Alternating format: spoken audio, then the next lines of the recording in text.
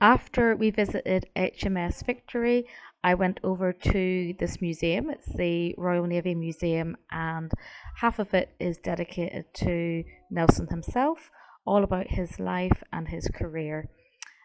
Any of his personal belongings were stored behind these glass cases, and in there were things like his letters that he wrote to his friends and also his fellow colleagues.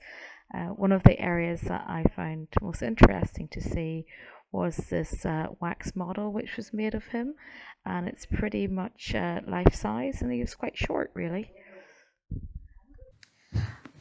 After this, I took a little walk around the historic shipyards. You can see there are a lot of boat houses. Some of these contained museums, some contained restaurants. This is the action station area where the kids like to do their ninja warrior and the wall climbing.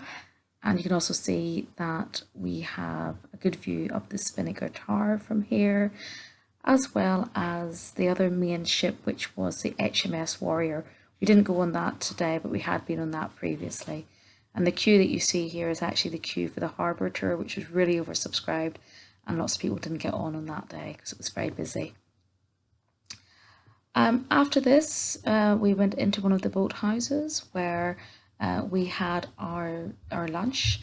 It served pretty standard food, and the kids were able to get a kids meal, which Lydia is showing here, which everyone seemed to enjoy, and was just the normal price you would expect for these places.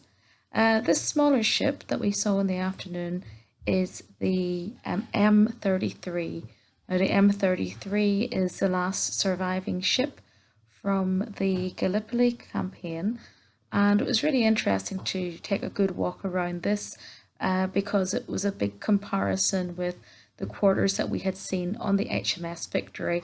As you can see, much more modern quarters with normal toilets, and Alex goes into what I think is the officers' quarter, where they obviously had their kitchen all set out. They also had a record player to play music, and you had something a little bit like a bunk bed where you could sleep a bit more comfortably than back in Nelson's time. So Alex was quite impressed with the quarters that they could see, and Dad was very impressed with the fact they had a gramophone and records there, which would have suited him very well. We only spent about 20 minutes on this boat, which was a shame because it had a really good Gallipoli film down in the hold area. But before too long we had to head back to the train station. It was around 5 o'clock now, and we'd got our luggage, and it was time to catch the train back. What would you like to ask about this visit to Portsmouth? I like that this time it was pirates, and then like 2 years ago I think, when I was about 6, it was all just normal and just play, just normal. Let's speak to Grandad. Grandad, what was the best thing in Portsmouth for you? Fish and chips. Fish and chips. Granny, what was the best thing in Portsmouth for you? Actually, Nelson ship. The what? Nelson ship. Yes.